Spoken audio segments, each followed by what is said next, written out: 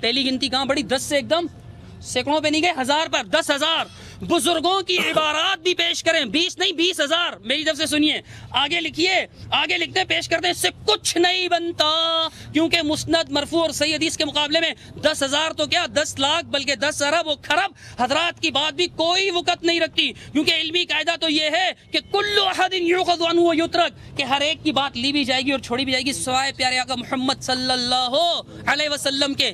خرب لکھا ہوا ہے حضرت، خرب، میں نے پہلے بھی آپ کو یہ حوالہ پیش کیا تھا، 10 ارب و خرب، میں کہتا ہوں سینکڑوں خرب، کروڑوں خرب، کروڑوں ارب، یہ سارے علماء ملا دیں، بسم اللہ الرحمن الرحیم، دلیل نہیں بنتی۔ اچھا، سب سے پہلے انہوں نے یہ کہا کہ یہ حدیث جو ہم نے پیش کی تھی اتقوا فراست المؤمن، یہ حدیث جو ہے ضعیف ہے، حالانکہ میں نے ذکر کیا تھا کہ حاشی کے اندر مجمع الاوسط طبرانی، علامہ طبرانی رحمۃ اللہ علیہ کی الکبیر، حافظ حیثمی رحمۃ اللہ علیہ نے نقل کیا اسنادہ حسن، کہ اس کی سند حسن ہے، علامہ حیثمی کے حوالے سے حاشی والے نے نقل کیا ہے۔ میں نے یہ نہیں کہا کہ حاشی کے اندر مجموع الزوائد ہے، میں نے کہا حاشی والے نے مجموع الزوائد کے حوالے سے نقل کیا ہے، ہاں۔ اور پھر میں نے صرف ان کا حوالہ نہیں دیا تھا، میں نے حوالہ دیا تھا علامہ شوکانی کا، میں نے عبدالعزیز فرحاوی کا، اور اس کے ساتھ جلال الدین سیوطی کا، کہ ان سب حضرات نے اس حدیث کو حسن کہا، صحیح کہا۔ تو آپ نے ایک کو لے لیا اور جو ہے حاشی والے کی، عبداللہ بن صالح کو تو صدوق تو لکھا ہے۔ پھر انہوں نے جو کہا کہ آپ نے ابو سعید خدری کی جو روایت پیش کی اس میں عطیہ اوفی ہے، میں نے استدلال کے اندر حضرت ابو امامہ رضی اللہ تعالیٰ عنہ کی روایت پیش کی تھی، 3 روایتیں میں نے اس کی مطابعت کے اندر پیش کی۔ میں تانے بازی نہیں کرتا، تم استاد حدیث ہو، تم شاگرد حدیث ہو، فلاں نہیں بھائی، ہو جاتا ہے، تانے بازی نہیں۔ مومن آپ علیہ الصلوۃ والسلام نے فرمایا تعان نہیں ہے، تانے نہیں دیتا ہے، ہاں، تانے بازی نہیں، آپ کے پاس دلیل ہے تو اس کو پیش کرو۔ میں یہ نہیں کہوں گا کہ آپ کو حدیث کا علم نہیں ہے، آپ جاہل ہو، آپ اجہل ہو، بلکہ میں اتنی بات عرض کروں گا کہ اصول حدیث ہے، اصول حدیث کے اندر اگر راوی ایسا ہے کہ اس کے اندر کچھ کمی ہے تو آپ اس کو مطابعت کے اندر پیش کر سکتے ہو، ہاں۔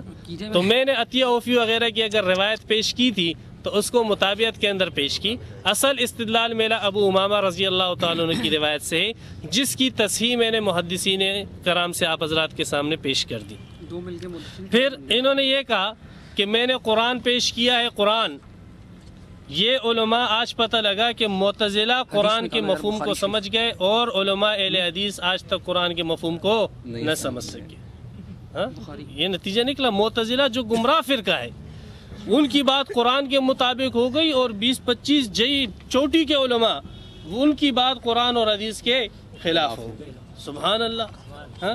اور یہ بات انہوں نے ایک اور بات کی کہ میں نے ان کو کافر نہیں کہا، آپ کے سامنے ابھی انہوں نے یہی کہا کہ یہ ان کا دعویٰ لکھا ہوا آپ حضرات کے سامنے بھی ہوگا کہ جو شخص کشف الہام کا قائل ہے تو اس کو ہم کافر کہتے ہیں۔ نہیں، آپ میرا پورا دعویٰ پڑھیں، یہ ویسے نہیں لکھا ہوا، کافر کہتے ہیں۔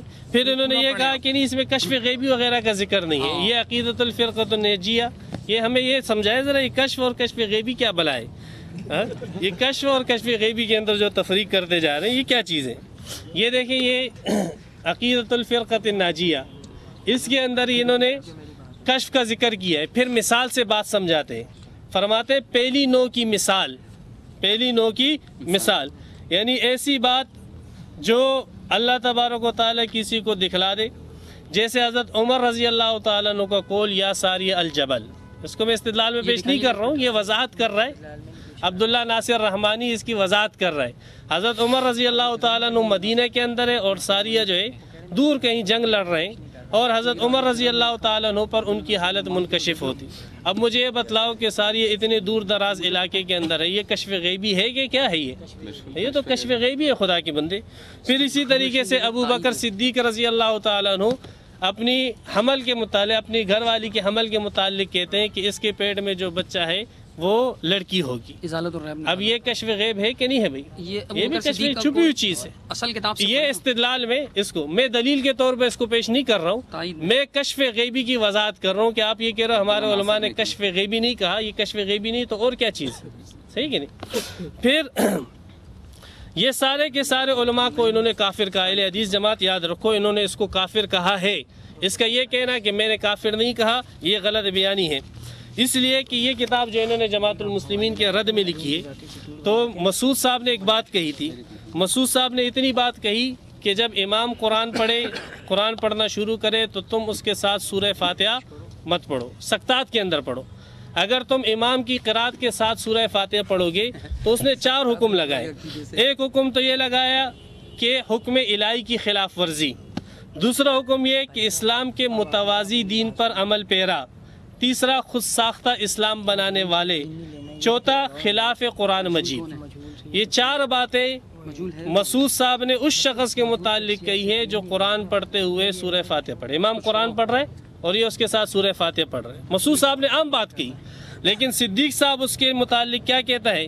مجھے نہیں لگتا کہ کوئی معمولی عقل مند انسان بھی ان نتائج کو تسلیم کرنے سے انکار کر دے اور کہے کہ ایسا نہیں ہے، چونکہ مسعود صاحب نے بیک جنبش قلم صاف اور واضح الفاظ میں لکھ دیا ہے کہ یہ سب کچھ جو لکھ دیا ہے مجھے سمجھ میں نہیں آتا کہ الفاظ سے ان فتووں کی شدت کو کس حد تک کم کروں۔ فرماتے ہیں انہوں نے جو یہ فتویٰ لگایا ہے، یہ فتویٰ انہوں نے جناب نبی اکرم صلی اللہ علیہ وسلم کو لگایا ہے۔ نعوذ باللہ ثم نعوذ باللہ، مسعود صاحب کے ان سخت فتووں کی زد میں آقائے دو جہاں نبی مکرم صلی اللہ علیہ وسلم بھی آ جاتے ہیں۔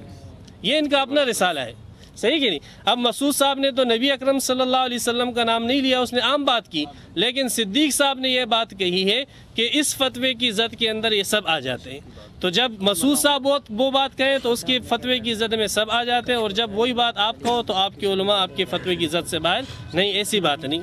صدیق صاحب اہل حدیث، بلکہ میں تو چاہتا ہوں موضوع یہ ہونا چاہیے کہ اہل حدیث مسلک کیا ہے۔ اہل حدیث مسلک حق وہ ہے جو میں نے آپ حضرات کے سامنے بیان کیا۔ اہل حدیث بھائیوں، میں آپ حضرات کو کھل کر کہتا ہوں، بالکل آپ کھل گئے کہ آپ اس بات کی تحقیق کرو کہ جو مسلک میں نے اہل حدیث کا بیان کیا ہے، میرے علماء جو دراسات کے علماء تھے، ابو بکر کے علماء سے، ان سے رابطہ کیے، میں نے کہا کشف و الہام، بولا ہم تو مانتے ہیں اس کو۔ جو شخص نہیں مانتا کہ اہل حدیث کے ساتھ اس کا کوئی تعلق نہیں، یہ تو کوئی عجیب فرقہ بنا رہا ہے۔ اور مجھے اس بات کا شبہ ہو سکتا ہے، احتمال ہے کہ ممکن ہے کہ کسی نئی فرقے کی بنیاد ڈالی جا رہی ہو، اس لیے کہ پہلے حضرت جو ہے بریلوی فرقے کے ساتھ منسلک تھے، پھر اسی میں انہوں نے لکھا ہے کہ جماعت المسلمین کے ساتھ ایک عرصے تک منسلک رہے اور مخالفین کے ساتھ مناظرے بھی کرتے رہے، پھر اہل حدیث بنے۔ اگر آپ کسی نئے فرقے کی بنیاد ڈال رہے ہو تو برائے مہربانی اہل حدیث جماعت کا نام استعمال نہ کریں۔ جس فرقے کی آپ بنیاد ڈال رہے ہو اسی فرقے کے عنوان سے آپ آ کر بات کریں۔ اہل حدیث کا مذہب وہ ہے جو میں نے ذکر کیا ہے۔ اہل حدیث کے علماء کو تم کافر کیسے کہتے ہو؟ تم نے کافر کہہ دیا ہے، لا تعتذروا قد کفرتم، تم اب عذر نہ کرو، یا تو تم خود کافر ہو یا تم نے ان کو کافر بنایا۔ اگر وہ مسلمان ہے تو تم کافر ہو، مسلمان کو کافر کہنے والا خود کافر ہو جاتا ہے۔ پھر انہوں نے جو آیت پیش کی، میں نے عرض کیا کہ ہر دور کے اندر اہل سنت والجماعت نے اس کا جواب دیا ہے۔ اہل سنت والجماعت نے یہ شرح مقاصد عقیدے کی کتاب ہے، جلد نمبر 3 کے اندر معتزلاؤں کی اس استدلال کا جواب دیتے ہوئے علامہ تفتازانی رحمۃ اللہ علیہ فرماتے ہیں، سب سے پہلے تو یہ چیز، بلکہ اس سے بھی پہلے میں آسان وہ بتلا دوں، فتح الباری کے اندر ہے، ابن حجر عسقلانی رحمۃ اللہ، آپ کہو گے پتہ نہیں شرح مقاصد کون سی کتاب، فتح الباری سے میں آپ کو بتلا دیتا ہوں۔ فتح الباری کے اندر ابن حجر عسقلانی رحمۃ اللہ علیہ اس استدلال کا جواب دیتے ہوئے فرماتے ہیں، جلد نمبر 11 صفحہ نمبر 421 کے اندر، جلد نمبر 11 صفحہ نمبر 421 کے اندر کون سی کتاب ہے؟ فرماتے ہیں کہ جواز اطلاع الولی علی المغیبات باطلاع اللہ تعالی، وہ غیب کا لفظ بھی آ گیا کہ یہ بات ممکن ہے کہ اللہ کا ولی اللہ تبارک و تعالی اس کو بعض مغیبات پر اطلاع دے دے۔ ولا یمنع من ذلک ظاہر قولی تعالی، اللہ تبارک و تعالی کا جو یہ فرمان ہے، عالم الغیب فلا یظہر علی غیبی احدا الا من ارتضی من رسول، یہ اس کے لیے معنی نہیں ہے۔ فإنه لا يمنع دخول بعض اتباعی معه بالطبیعۃ، جواب کی وضاحت میں کرتا چلوں، ابن حجر عسقلانی فرماتے ہیں کہ جب اصل کی اجازت آ گئی کہ رسول کو اللہ تبارک و تعالی، تو رسول کے جو تابع ہے وہ بھی اس کے اندر ضمناً آ جاتے ہیں۔ یہ ابن حجر عسقلانی جواب دے رہے ہیں فتح الباری کے اندر، جلد نمبر 11 صفحہ نمبر 421، فرماتے ہیں اس کی مثال جیسے وزیر کو اجازت دے دی، وزیر بھائی بادشاہ کے پاس صرف وزیر آئے گا تو وزیر کے ساتھ جو اس کے نوکر چاکر آتے ہیں وہ بھی ضمناً سب شامل ہو جائیں، ڈرائیور بھی آ جاتا ہے اس کے اندر، جو اس کی خدمت گزار ہے وہ بھی آ جاتے ہیں۔ یہ بات فتح الباری، اسی استدلال کا جواب جو ہے فتح الباری کے اندر علامہ ابن حجر عسقلانی رحمۃ اللہ علیہ نے دیا ہے، اور اسی بات کا جواب خود غیر مقلد عالم علامہ شوکانی اس کی قطر الولی کے اندر دیکھو صفحہ نمبر 414 کے اندر علامہ شوکانی رحمۃ اللہ علیہ فرماتے ہیں قطر الولی میں وَلَيْسَ النِّزَاعُ فِي دُخُولِ أَتْبَاعِ الرَّسُولِ علیہ السلام فی قولی إِلَّا مَنِ ارْتَضَىٰ مِن رَّسُولٍ، اس میں تو کوئی جھگڑا ہی نہیں ہے کہ یہ جو استثناء آئی ہے إِلَّا مَنِ ارْتَضَىٰ مِن رَّسُولٍ، اس میں رسول کے متبعین بھی داخل ہے، اہل سنت کا تو اس میں کوئی جھگڑا ہی نہیں ہے۔ قطر الولی صفحہ نمبر 414۔ پھر ابن عطاء اللہ الاسکندرانی کی کتاب لطائف المنن کے اندر فرماتے ہیں، لطائف المنن صفحہ نمبر 68، الحمدللہ وحدہ والصلاة والسلام علی من لا نبی بعدہ۔ یہ کہتے ہیں کہ جناب والا یہ فتویٰ کی زد میں آ گئے علماء۔ میں نے لکھا تھا کہ جو کشف غیبی کا قائل ہو، میں نے واضح لکھا تھا، اسی طرح کا عقیدہ رکھنے والا توبہ نہ کرے تو وہ کافر ہے، توبہ نہ کرے تو وہ کافر ہے، میں نے یہ کہا تھا۔ دوسری بات یہ کہ عقائد میں علماء کی غلطی کا مسئلہ دیکھ لیجئے، یہ سرفراز خان صفدر صاحب کی ازالۃ الریب ہے اور صفحہ نمبر 232۔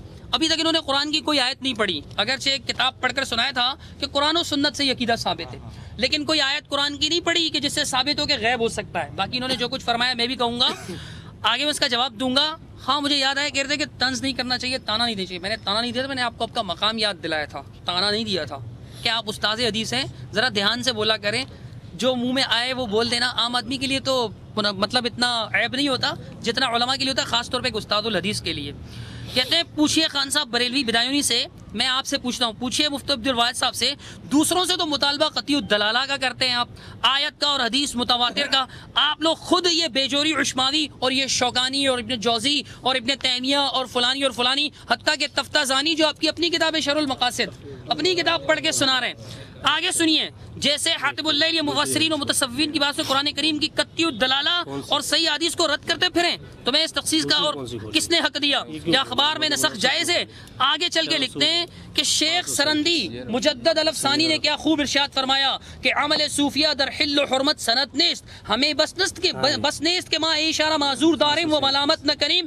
کہتے ہیں کہ اصل میں حلال و حرام کے مسئلے میں علماء کا قول حجت نہیں ہے، یہی کافی نہیں کہ ہم ان کو معذور سمجھتے ہیں، اور یہ قول کس کا ہے؟ شیخ احمد سرندی کا۔ نقل کرنے والے کون؟ ازالۃ الریب 233۔ آگے لکھتے ہیں کہ جناب والا دوسرے مقام پر لکھتے ہیں کہ کلام محمد عربی صلی اللہ علیہ وسلم درکار ہست، نہ کلام محی الدین اکبر ابن عربی و صدر الدین قوینوی و عبد الرزاق کاشی مارا بنس کارس نبفس و فتوحات مدنیہ فتوحات مکیہ مستغنی ساختان مکتوبات اس سوم کے والے تھے۔ اور صفحہ نمبر جناب والا 234 کہتے ہیں محمد عربی کا کلام لاؤ صلی اللہ علیہ وسلم۔ کون سی حدیث پیش کی انہوں نے؟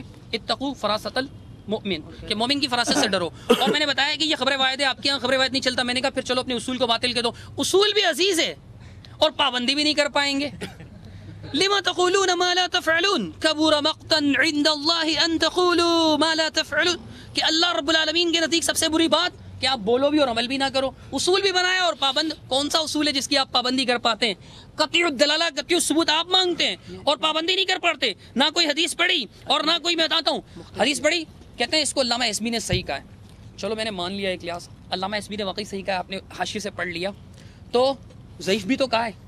اب صحیح اور ضعیف کا اختلاف ہو گیا، جب اختلاف ہو جائے تو راوی بن جاتا ہے مختلف فیہ، آسان الفاظ میں بولے مختلف فی، جس میں اختلاف ہو۔ میں نے بھی تقریب سے پیش کیا حافظ ابن عسقلانی سے، اب میں تہذیب میں نہیں جا رہا ہوں جس پر جرا کے کئی اقوال ہیں، تو راوی میں اختلاف آ گیا۔ سرفراز خان صفدر صاحب فرماتے ہیں کہ صوفی صاحب آپ کا استدلال باطل، شہر بن ہوشب نہ نبی معصوم تھے نہ خلیفہ، اور آگے چلتے لکھتے ہیں فرائی مسائل میں بعض شہرب کی روایت سے استدلال کیا ہے، کیونکہ کہتے ہیں کہ ان کی شخصیت خاصی نزاعی ہے، ایک گروہ توثیق، دوسرا ان کو الفاظ میں ان پر کلام کرتا ہے سخت الفاظ میں، پھر آگے کہتے ہیں لہذا دوسرا وزندار الفاظ میں، ایسے شخص کی بات سے کوئی عقیدہ ثابت نہیں ہو سکتا۔ فرائی مسائل میں بعض حضرات نے شعر بن نوشب کی روایت سے استدلال کیا، اپنی جگہ پر بجا ہے، مگر نصوص قطعیہ کے مقابلے میں اور عقائد کے باب میں ان کا کوئی مقام نہیں ہے۔ مختلف فی راوی کا تفریح الخواطر، اور پیج نمبر جناب والا 124 125 124 125 کہ عقائد میں مختلف ہی راوی، آپ نے کچھ اقوال پیش کرتے کہ دیکھو جی اس نے صحیح کہا ہے، اس نے صحیح کہا ہے، اس نے صحیح کہا، کسی نے ضعیف کا اختلاف آ گیا.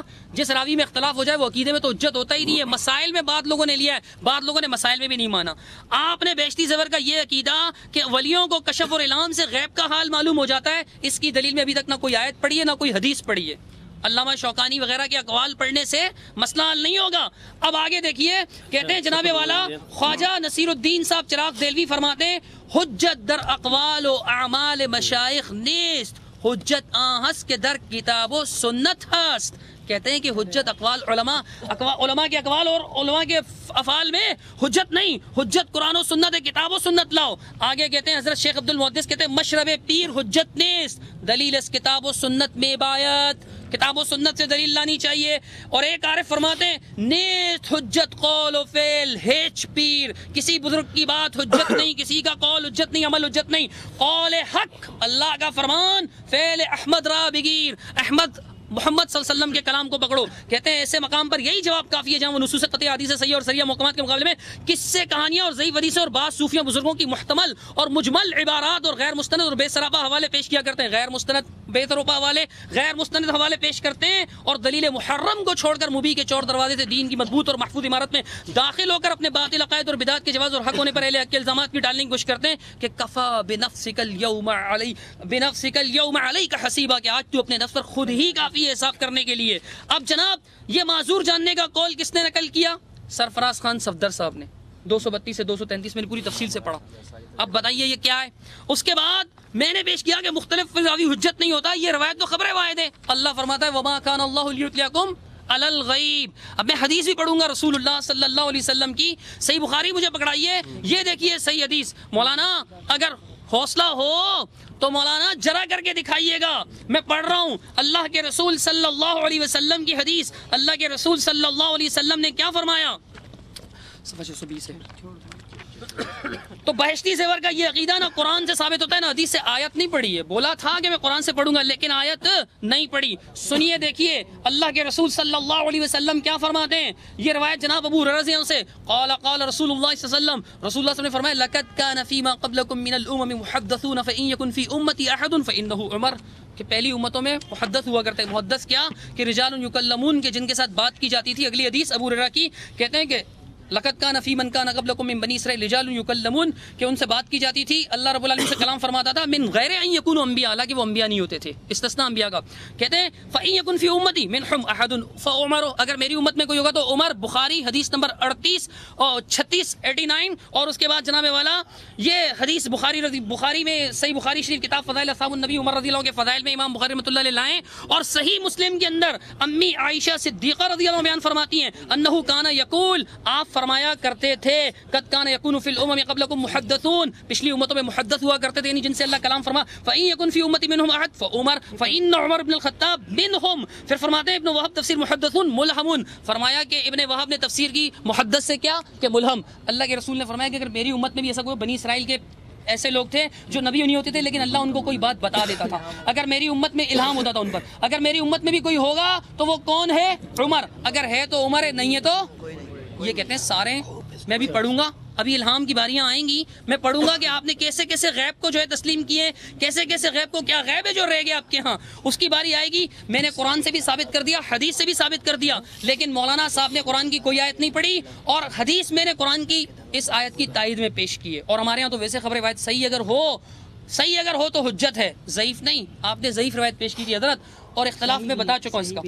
اب دیکھیے کہتے ہیں کہ مسئلہ سرحد وضاحت کے ساتھ کتابوں میں لکھا ہوا ہے کہ خبر واحد اگرچہ کیسی ہی صحیح کیوں نہ ہو، اس بات عقیدہ کے لیے ناکافی. دل کا سرور سے سرور پائیے، صفحہ نمبر 121 کا مطالعہ کیجئے. فرماتے ہیں کہ کیسی ہی صحیح ہو. آپ تو ضعیف پیش کر رہے ہیں بار بار، میں تو جرا بھی کر رہا ہوں بار بار. حضرت والا کوئی ایسی دلیل کہتے ہیں کہ جناب اس کا جواب دیا ہے علماء نے. کیا جواب دیا ہے؟ شرح المقاصد وغیرہ کے والے سے رسول کے تابع بھی اس کے اندر آ جاتے ہیں، یعنی جو رسول کی پیروی کرنے والے، یعنی ہر ایک. اب سنو، جو رسول کی تابع ہیں، رسول کی پیروی کرنے والے، وہ قرآن پڑھتے ہیں نہیں؟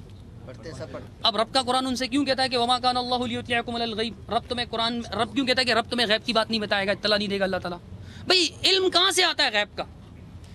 عالم الغیب ایک اللہ کی ذات، اللہ رب العالمین ہے۔ اب کشف آپ کے ہاں علم غیب کو کہا آپ علم غیب کے کشف کو مانتے ہیں، آپ نے کشف اور غیب میں ابھی تک فرق ثابت نہیں کیا۔ اور دوسری بات یہ کہ بتاؤ تابعین اگر اس کے اندر داخل ہیں تو وہ قرآن نبی کے متبع، نبی کی پیروی کرنے والے قرآن پڑھ رہے ہوں گے، قرآن سے کہے گا کہ تم پر غیب اللہ تعالیٰ ظاہر نہیں کرتا، تم پر غیب ظاہر نہیں کرتا، مگر ولیکن اللہ یجتبی رسولہ من یشاء۔ میں نے استثناء ثابت کیا اگر رسولوں کا، تو کس سے ثابت کیا کہ اسپیشلائزیشن اگر اس معاملے میں کسی کی ہے، تخصیص ہے، خصوصیت ہے، تو وہ صرف رسولوں کی ہے، اسپیشلسٹ صرف وہ ہیں، ایکسیپشن صرف ان کی ہے، کسی اور کی نہیں ہے، وہ مخصوص ہیں، اللہ نے ان کو مخصوص کیا، کسی اور کو مخصوص نہیں کیا۔ یہ کہتے ہیں سارے متبعین بھی شامل ہیں، متبعین بھی شامل ہیں، پیروی کرنے والے بھی۔ حافظ ابن حجر کہیں آپ کے مسئلہ عقیدے کا علماء کا قول نہیں چلے گا، 10 کھرب اقوال آپ پڑھ لیں، لگتا ہے آپ سارے اقوال علماء پہ ہی لے آئے نشان لگا لگا کر، کیونکہ حضرت کو بھی پتہ ہے کہ اس معاملے میں نہ آیت ہے نہ حدیث ہے، اور انشاءاللہ پیش بھی نہیں کر سکتے۔ یاد رکھیے گا کہ مجھ پر کوئی کشف الہام نہیں ہوا ہے، لیکن میں الحمدللہ یہ بات جانتا ہوں کہ علماء کی ان کی کتابیں پڑھ پڑھ کر چھان ماری ہیں میں نے۔ کشف کا دعویٰ کوئی کرے، نہ قرآن کی آیت نہ خبر متواتر، اپنے اصول کے مطابق خبر متواتر، ابھی تک یہ بھی نہیں بتایا، ابھی تک قرآن کی آیت بھی نہیں پڑھی، اور یہ بھی نہیں بتایا کہ اصول باطل ہے یا دلیل، بسم اللہ الرحمن اصول باطل ہے یا دلیل۔ سب سے پہلے میں عرض کرتا چلوں کہ یہ آپ حضرات کے ذہن میں جو یہ بات ڈال رہا ہے کہ ہم کشف مانتے ہیں، کشف غیبی نہیں مانتے، تو پہلے بھی میں حوالہ عرض کر چکا ہوں عقیدہ فرقۃ الناجیہ کا، اس کے اندر کشف غیبی کا ذکر ہے، اور یہ قطر الولی بھی آپ نوٹ کر لینا، اس میں بھی کشف غیبی کا ذکر ہے۔ فرماتے الہام اور کشف طریق الی تلقی شیء من علم الغیبی، کیا فرماتے کہ علم غیب کو حاصل کرنے کا ایک طریقہ وہ کشف و الہام ہے، صفحہ نمبر 417 کے اندر قطر الولی آگے نا غیب کا ذکر۔ اسی طریقے سے نذیر حسین دہلوی اس نے بھی لکھا ہے برباز امور غیبیہ اطلاع مید حد، آگے اس کے اندر بھی غیب کا ذکر۔ تو یہ جو وسوسہ آپ کو یہ ڈالتا جا رہا ہے کہ بھئی نہیں اس میں غیب نہیں ہے، تو غیب کی تصریح بھی آپ کو میں نے دکھلا دی، ایک بات۔ پھر دوسری بات، انہوں نے کہا کہ علماء کے اقوال میں نے دلیل میں پیش نہیں کیے، میں نے اہل حدیث مسلک کی وضاحت میں پیش کیا کہ اہل حدیث کا مسلک کیا ہے۔ تو جس مسلک کی بنیاد ڈال رہے وہ الگ مسلک ہے، یہ اہل حدیث کا مسلک نہیں ہے۔ میں اہل حدیث کا مسلک بیان کرنا چاہتا ہوں کہ جماعت اہل حدیث کا مسلک کیا ہے۔ جماعت اہل حدیث کا مسلک وہ ہے جو ان کے علماء نے اپنی کتابوں کے اندر لکھا ہے، صحیح کہ نہیں؟ میں ان کو دلیل کے طور پر نہیں پیش کر رہا ہوں، آپ نے جتنے ہمارے علماء کے اقوال پیش کیے ہیں اس میں یہ بتلایا گیا ہے کہ علماء کے اقوال کو آپ دلیل کے طور پر پیش نہیں کر سکتے ہو۔ میں دلیل نہیں پیش کر رہا ہوں، میں یہ بتلانا چاہتا ہوں آپ حضرات کو کہ اہل حدیث جماعت کا مسلک کیا ہے، اور یہ آپ حضرات کو کس رخ پر لے جانا چاہتا ہے، کس طرف لے جانا چاہتا ہے، اس بات کو نوٹ۔ پھر انہوں نے عجیب بات یہ کہ آیت پڑھی ما کان اللہ لیطلعکم علی الغیب، اللہ تعالیٰ آپ کو غیب پر مطلع نہیں کرتا، ولیکن اللہ یجتبی، صرف رسول، پتہ نہیں انگلش کے الفاظ بھی کہ ہمیں تو اتنی نہیں آتی کہ صرف جو ہے نا رسول خاص ہے وغیرہ وغیرہ، مقصد یہی ہوگا اس کا۔ پھر بخاری سے حدیث پڑھی، خود انہوں نے پڑھی کہ گزشتہ امتوں کے اندر محدثین ہوا کرتے تھے، جنہیں الہام ہوا کرتا تھا، خود انہوں نے کہا جنہیں الہام ہوا کرتا تھا، اب کہتے ہیں کہ رسول کے ساتھ خاص ہے۔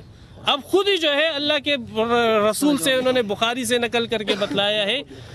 اب مجھے یہ بتلایا کہ اللہ کے رسول نے قرآن کی مخالفت کی ہے۔ یہ صدیق صاحب جو ہے اپنے اس رسالے کے اندر مسعود صاحب کو بار بار یہی بات کرتے ہیں کہ آپ نے جو یہ بات کی ہے، آیا اللہ کے رسول قرآن نہیں سمجھے؟ اللہ کے رسول فرما رہے، خود یہ حدیث نقل کرتے کہ گزشتہ امتوں کے اندر محدثین ہوا کرتے تھے، ملہمین ہوا کرتے تھے۔ پھر حضرت عمر رضی اللہ تعالیٰ عنہ کی انہوں نے جو روایت پیش کی، پھر انہوں نے خود کہا فَهُوَ مِنْهُمْ کے الفاظ بھی انہوں نے کہے کہ وہ محدثین میں سے حضرت عمر بھی ہیں، ہاں ملہمین میں سے حضرت عمر بھی ہیں۔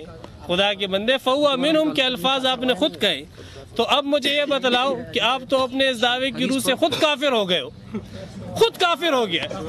جو علماء حدیث کو کافر کہہ رہا تھا وہ آج خود کافر ہو گیا۔ فَهُوَ مِنْهُمْ، اور بلکہ ان کے الفاظ میں جو انہوں نے مسعود صاحب کے لیے استعمال کیے، یہ کفر کا فتویٰ صرف صدیق صاحب تک نہیں لگتا بلکہ 25 فرماتے ہیں کہ دل کے اوپر جو ہے جبر کر کے میں یہ کہتا ہوں کہ آپ کا نعوذ باللہ یہ فتویٰ آقائے نامدار محمد مصطفیٰ صلی اللہ علیہ وسلم اللہ کا قرآن کہتے ہیں ما کان اللہ لیطلعکم علی الغیب، اللہ کا رسول کہتے ہیں پہلے امت کے اندر ایسے ہوتے تھے کہ ان کو الہام ہوا کرتا تھا۔ اچھا بھائی، یہ تو ان کی دلیلوں کا حال ہے۔ میں نے ایک جواب یہ دیا، اپنی طرف سے نہیں دیا، ابن حجر عسقلانی رحمۃ اللہ علیہ کی طرف سے دیا، جو بخاری شریف کے شارح ہیں، جس کی شرح کے اوپر جو ہے سب چلتے ہیں، ان کے جتنے محدثین ہیں، ان کے جو شیوخ ہیں، وہ سب بخاری کی شرح لے کر جو ہے وہ کرتے ہیں۔ پھر ابن حجر عسقلانی رحمۃ اللہ علیہ قرآن نہیں سمجھے، اور آج جو ہے صدیق صاحب قرآن سمجھ گئے۔ یہ 23 یا 24 علماء اہل حدیث قرآن نہیں سمجھے، اور جو ہے جناب صدیق صاحب جو ہے ماشاءاللہ یہ قرآن سمجھ گئے۔ یہ سب کے سب کافر ہو گئے، کفر پر مر گئے، توبہ نہیں کی، سب کفر کے اوپر جو ہے مرتد ہو گئے، الیاذ باللہ۔ ہم بھی نہیں کہتے، ہم تو ان کو رحمۃ اللہ علیہ کہتے ہیں، اور یہ ان کو دعوت کیا دیتے ہیں آپ لوگوں کو، بھائی وہ کفر کے اوپر مر گئے۔ پھر انہوں نے یہ کہا کہ مسئلہ یہ ہے کہ حدیث متواترہ ہونی چاہیے، تو بھائی حدیث متواترہ اس کو کہتے ہیں جس کو بڑی جماعت نقل کرے، صحیح ہے نا؟ ہر طبقے میں۔ اب ہوا یوں ہے کہ ابھی تک ہماری ٹرم کتنی چلی ہے؟ 10 منٹ، ہم نے 15 منٹ بات کی، علماء کے اقوال پیش کیے وغیرہ وغیرہ، تو ہمیں تو چلنے دو۔ تواتر تو تب ثابت ہوگا جب ہمیں چلنے دو نا۔ ایک تو آپ منکر ہو، کشف الہام وغیرہ کے منکر ہو، کرامتوں کے منکر ہو، ہاں، تو جب آپ اس چیز کے منکر ہو تو ہم سے کرامتاً یہ کیسے طلب کرتے ہو کہ 10 منٹ کے اندر ہم آپ کو حدیث متواترہ سنا دیں؟ بھائی ہمیں ٹائم لگے گا، آپ جو باتیں کر رہے ہو، جو غلط بیانیاں کر رہے ہو، اس کا بھی ہمیں جواب دینا ہے، اس کے ساتھ ساتھ حدیثیں۔ چلو پہلے میں نے حدیث ذکر کی، اتقوا فراست المؤمن، میں نے 4-5 محدثین سے ان کی تصحیح دکھائی۔ ایک محدث سے دکھاؤ کہ اس نے اس کو ضعیف کہا، ایک محدث سے، صرف ایک محدث سے۔ اس نے ایک راوی عبداللہ بن صالح کے اوپر جرح کی اور کہا کہ اس کی جرح کی وجہ سے مختلف ہو گیا ہے۔ یہ حافظ گوندلوی صاحب، یہ وہ شخص ہے جس کے متعلق زبیر علی زئی صاحب جو ہے، جو ان کے استاد ہیں، وہ لکھتے ہیں کہ حافظ گوندلوی صاحب ہمارے استادوں کے استاد ہیں۔ یہ گوندلوی صاحب فرماتے ہیں تفرد به شیخہ فلیح وهو مضاعف عند ابن معین والنسائی وابی داود والسقوا آخرین فحدیث من قبیل الحسن۔ فرماتے ہیں کہ یہ جو راوی ہے اس کو ابن معین، نسائی، ابو داود نے ضعیف کہا ہے، اور دیگر محدثین نے اس کی توثیق کی ہے، پس یہ مختلف فی ہوا، تو اس کی حدیث جو ہے وہ من قبیل الحسن، حسن درجے کی ہوئی۔ اور انہوں نے حوالہ کس کا دیا ہے؟ فتح الباری کا دیا ہے، سبحان اللہ، حافظ گوندلوی صاحب کی کتاب ہے۔ اچھا چلو، ایک دلیل تو میں نے پیش کی، اور اس کا حسن اور صحیح ہونا بھی میں نے آپ حضرات کے سامنے ذکر کر دیا۔ دوسری حدیث میں آپ کے سامنے بیان کرتا ہوں۔ عبداللہ ابن عمر رضی اللہ تعالیٰ عنہ فرماتے ہیں بین انا اسیر بجنبات بدرن، بدر کے اطراف میں جا رہا تھا، اس خرج رجل من الارض، اچانک ایک آدمی جو ہے زمین سے نکلا، فی عنقی سلسلۃ، اس کی گردن کے اندر زنجیر تھی، اس نے ایک ہاتھ سے زنجیر پکڑی ہوئی تھی، اور مجھے کہنے لگا یا عبداللہ اسقنی، اے اللہ کے بندے مجھے پانی پلا، مجھے پانی پلا، مجھے پانی پلا۔ اسی اثنا کے اندر ایک اور آدمی اس کے پیچھے سے نکلا، اور کالے رنگ کا آدمی تھا، اس نے مجھے کہا یا عبداللہ لا تسقی، اے اللہ کے بندے اس کو پانی مت پلانا۔ پھر اس کو کھینچا اور کھینچ کر دوبارہ زمین کے اندر لے گیا۔ عبداللہ ابن عمر فرماتے ہیں کہ میں فوراً نبی اکرم صلی اللہ علیہ وسلم کی خدمت میں حاضر ہوا، میں نے عرض کیا یا رسول اللہ میں نے ایسا دیکھا۔ آپ علیہ الصلوۃ والسلام نے فرمایا قد رأیت، دیکھ لیا تو نے؟ رأیت، دیکھ لیا؟ ہمیں فرمایا ہاں دیکھ لیا۔ فرمایا ذاک ابو جہل، یہ ابو جہل تھا، عذابہ الی یوم القیامتی، اور یہ اس کا قیامت تک عذاب ہے۔ ہاں، یہ شرح اصول اعتقاد اہل سنت والجماعت، اہل سنت والجماعت کے عقائد کیا ہونے چاہیے، یہ اس کی کتاب صفحہ نمبر 537 کے اندر۔ اب اس کے اندر دیکھو، ایک منٹ بیٹھ جائیں، اس کے اندر ذرا یہ دیکھو کہ عذاب قبر اللہ تبارک و تعالی نے عبداللہ ابن عمر کے اوپر منکشف کر دیا، صحیح کہ نہیں؟ چھپایا ہوا ہے، عذاب قبر غیب کا معاملہ ہے، چھپایا ہوا ہے۔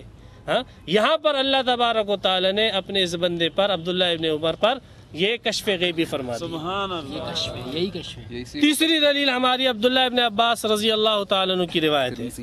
عبداللہ ابن عباس رضی اللہ تعالیٰ عنہ ترمذی شریف جلد ثانی صفحہ نمبر 117 کے اندر فرماتے ہیں عبداللہ ابن عباس رضی اللہ تعالیٰ عنہ کہ بعض صحابہ کرام نے خیمہ لگایا ایک قبر کے اوپر، اس صحابی کو یہ پتہ نہیں تھا کہ یہ قبر ہے، جب خیمہ لگا دیا اور وہاں بیٹھ گئے تو قبر سے اسے آواز آئی کہ کوئی شخص قبر کے اندر سورہ ملک پڑھ رہا ہے۔ کہا میں سورہ ملک سنتا گیا حتیٰ کہ اس نے پوری سورہ ملک پڑھ لی. میں نبی اکرم صلی اللہ علیہ وسلم کی خدمت میں آیا. اللہ کے رسول نے یہ نہیں کہا کہ تجھے کشف کیسے ہوا ہے تو کفر ہے, تو کافر ہو گیا ہے, تو دائرہ اسلام سے خارج ہو گیا ہے, تو جو ہے مرتد ہو گیا, توبہ کر. نہیں, اللہ کے رسول نے فرمایا یہ تو سورہ ملک کی فضیلت ہے. جو سورہ ملک پڑھتا ہے اللہ تعالیٰ اس کو عذاب قبر سے محفوظ فرماتے ہیں. عبداللہ ابن عباس رضی اللہ تعالیٰ عنہ, صفحہ نمبر 117, ترمذی شریف جلد ثانی. یہ ہماری 3 دلیلیں ہو گئے. 3 دلیلیں ہوں گی. چوتھی دلیل ہماری بخاری شریف آ گئی. بخاری شریف اصح الکتب بعد کتاب اللہ, جلد نمبر 2 اور صفحہ نمبر 963. حضرت نبی اکرم صلی اللہ علیہ وسلم حدیث قدسی بیان فرماتے ہیں کہ نبی اکرم صلی اللہ علیہ وسلم نے فرمایا من عاد لی ولیا فقد آذنتہ بالحرب. جو شخص میرے ولی کے خلاف جنگ کرے, میرے ولی سے دشمنی رکھے, اس کے خلاف میرا اعلان جنگ ہے. پھر اللہ تبارک و تعالیٰ فرماتے لا یزال عبدی یتقرب الی بالنوافل, بندہ مسلسل نوافل کے ذریعے میرا قریب ہوتا جاتا ہے حتی احببتہ, حتیٰ کہ میں اس سے محبت کرنے لگتا ہوں. پھر جب میں اس سے محبت کرنے لگتا ہوں تو کنت سمع الذی یسمع بہ, تو میں اس کی سمع بن جاتا ہوں جس کے ذریعے وہ سماعت کرتا ہے. وبصر الذی یبصر بہ, اس کا بصر جس کے ذریعے وہ دیکھتا ہے. صفحہ نمبر 963. اس کون بولا ہے؟ آپ بولیں. ہاں صحیح, میں سمجھا اس طرف سے کوئی بولا ہے. الحمدللہ وحدہ والصلاۃ والسلام علی من لا نبی بعدہ. بھائی آپ بھی دیکھ رہے ہوں گے بار بار قطر الولی, فرقۃ الناجیہ, فتاوی نظیریہ وغیرہ ذالک, بزرگوں کی کتابیں, علماء کی کتابیں. تو کہتے ہیں کہ تو جس مسلک کی بنیاد ڈال رہا ہے, تو جس مسلک کی بنیاد ڈال رہا ہے, بھائی عقیدہ میں صرف قرآن و حدیث حجت ہے, قیاس نہیں, علماء کے اقوال نہیں, یہ ان کے بزرگوں نے بھی لکھا ہے یا نہیں. میں یہ تو نہیں کہوں گا کہ تو جس مسلک کی, لیکن یہ ضرور کہوں گا حضرت والا آپ جو مسلک بیان فرما رہے ہیں آپ کے علماء نے کیوں بیان نہیں کیا؟ یہ قرآن و حدیث نہیں جانتے تھے؟ آپ مجھ سے پوچھتے ہیں, میں بھی آپ سے پوچھتا ہوں, انہوں نے کیوں کہا کہ اقوال علماء نہیں چلیں گے؟ سرفراز صاحب کے اقوال میں نے پڑھے, دوسروں کے پڑھے, کہ انہوں نے کیوں کہا اقوال علماء نہیں چلیں گے؟ انہوں نے کیوں کہا کہ نص قطعی چاہیے؟ کہتے ہیں ابھی وقت تو چلنے دو, میں جو ہے متواتر بھی پڑھوں گا. کافی وقت ہو چکا ہے, ابھی تک تو آپ نے نہیں پڑھی, شاید آئندہ پڑھ لیں, لیکن ابھی تک آپ نے نہیں پڑھی, کیونکہ آپ کا یہ کہنا کہ متواتر بھی پڑھ لوں گا مطلب ابھی تک پڑھی نہیں ہے, پڑھ بھی نہیں سکتے. انشاءاللہ پڑھیے گا, آپ کو بتاؤں گا. آپ نے جو عبداللہ بن عمر کی روایت پیش کی, خبر روایت حجت نہیں ہے, خبر روایت آپ کے عقیدے میں حجت نہیں ہے. آپ کے ہاں آپ نے جو خیمہ لگایا, حدیث ترمذی صفحہ نمبر 117, اس کے اندر آگے امام ترمذی رحمۃ اللہ علیہ فرماتے, امام ترمذی بھی نے اس حدیث کو غریب کہا ہے. غریب اور ہوتی کیا ہے؟ غریب ہوتی کیا ہے جناب؟ من هذا الوجه, اس وجہ سے یہ غریب ہے, یہ بھی خبر روایت ہے. اور اس کے علاوہ جناب والا اس کے اندر یحییٰ بن عمر بن مالک النکری, اس پر کلام ہے, اس پر جرا ہے, یہ سکہ نہیں ہے, یہ ضعیف راوی ہے. جب یہ ضعیف ہے تو یہ ضعیف روایتیں آپ کیوں پیش کر رہے ہیں خیمے میں؟ کہتے ہیں اللہ کے رسول نے نہیں کہا تو کافر ہو گیا, خیمے میں کیسے دیکھ کے آ گیا کشف. کیوں فرماتے ہیں؟ جب روایتی ثابت نہیں ہے پہلے عرش ثابت کیجئے گا, پھر ڈیزائننگ کیجئے گا. ابھی عرش ثابت نہیں ہوا ہے, روایتی ثابت نہیں ہے, پھر جناب بخاری والی روایت پڑھ دی من عاد لی ولیا, ٹائم پاس ہو رہا ہے. اس میں کون سا لفظ ہے؟ حضرت بخاری دوبارہ پڑھیے, غور سے پڑھیے گا, اس میں کون سا لفظ ہے جس کے اندر لکھا ہو کہ اللہ کے بندو کہ اس کو علم غیب ہونے لگ جاتا ہے, وہ غیب سے دیکھتا ہے, اس کو غیب کا پتہ چل جاتا ہے؟ کون سا لفظ ہے ذرا پڑھیے گا. الحمدللہ حدیث ہم نے بھی پڑھی ہے, اس میں یہ لفظ نہیں ہے. اب سنیے, میں نے ایک آیت تو قرآن کی پیش کی ہی تھی, آپ حضرات نے سنائی تھا, اس کا ابھی تک الحمدللہ جواب نہیں آیا. کہتے ہیں جناب والا, میں تھوڑا سا جوابات دے